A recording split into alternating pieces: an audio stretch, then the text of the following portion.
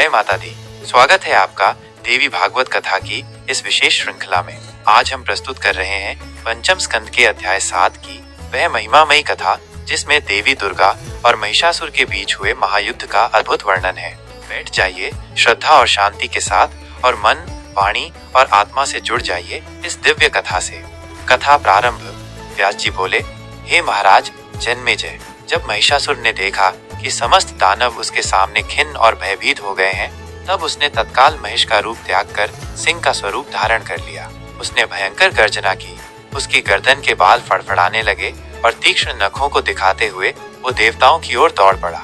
गरुड़ पर आक्रमण कर उसने उन्हें लहूलुहान कर दिया और फिर श्री हरि विष्णु पर अपने नखों से प्रहार किया। भगवान विष्णु कुपित हुए, उन्होंने सुदर्शन चक्र उठाया और उसे मारने के लिए तीव्र गति से छोड़ा, किंतु जैसे ही चक्र महिषासुर पर पड़ा, वो फिर से अपने पुराने महेश रूप में आ गया और सींगों से विष्णु के वक्षस्थल पर प्रहार करने लगा। इस प्रहार से भगवान विष्णु व्याकुल हो गए और तुरंत अपने लोक को चले गए। शिव जी भी भयभीत हो गए, उन्होंने उसे अवध्य जानकर कैलाश पर्वत की ओर प्रस्थान किया। ब्रह्मा जी भी डरकर अपने लोक चले गए, किंतु कुछ देवता रणभूमि में अब भी डटे थे। इंद्र, वरुण, यमराज, कुबेर, अग्निदेव, सूर्य, चंद्र, ये सब अपने अपने दिव्य आयुधों के साथ युद्ध के लिए तैयार थे। उधर से दानवों की सेना बाणों की वर्षा करती हुई आ पहुंची। रणभूमि की ध्वनि, धनुष की टंकार और युद्ध घोष से आकाश गूंज उठा। महिषासुर सींगों से पर्वत शिखरों को उठाकर देवताओं पर फेंकने लगा।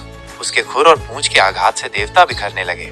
यह दृश्य देखकर स्वर्ग के स्वामी इंद्र भी रणभूमि छोड़कर भाग निकले।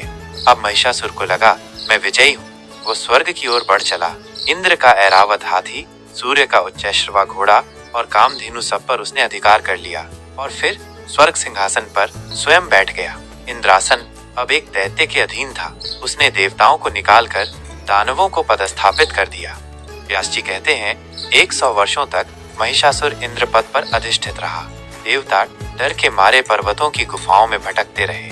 थक हार कर वे ब्रह्मा जी की शरण में पहुंचे।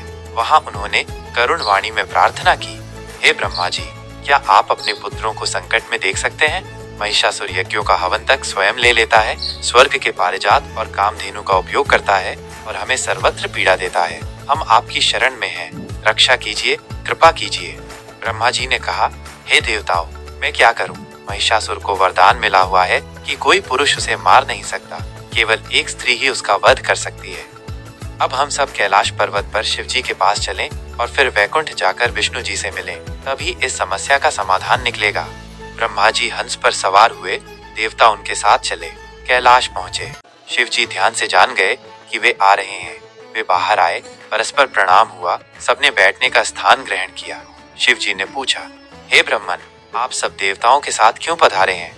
ब्रह्मा जी ने उत्तर दिया, हे शंभो, महिषासुर अत्याचार कर रहा है, यज्ञ भाग ले रहा है, देवताओं को सताता है। अब आप ही इस कार्य में मार्गदर्शन करें। शिव जी मुस्कुराए और बोले, हे ब्रह्मन, आपने ही उसे ऐसा वरदान दिया था।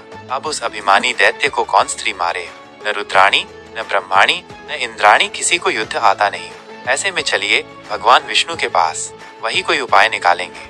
व्यास जी बोले, सब देवता शिव जी के साथ वैकुंठ की ओर चल पड़े। मार्ग में शुभ संकेत मिलने लगे। शीतल पवन, पवित्र पक्षियों की मंगलवाणी, स्वच्छ दिशाएं और निर्मल आकाश। इस प्रकार देवताओं की यात्रा आरंभ हुई एक नव आशा की ओर। उपसंहार। ये कथा हमें सिखाती है कि अधर्म चाहे जितना भी बलवान क्यों न हो, अंततः धर्म की विजय सुनिश्चित है। देवी दुर्गा शक्ति, साहस और धर्म की प्रतीक है। जब देव, ऋषि, मुनि सभी हार जाते हैं, तब नारी शक्ति ही उद्धार करती है। अगले अध्याय में हम जानेंगे कैसे समस्त शक्तियों से प्रकट होती हैं देवी दुर्गा और प्रारंभ होता है एक नया युद्ध। तब तक के लिए जय माता दी, जय महिषासुर मर्दिनी, जय देवी दुर्गा।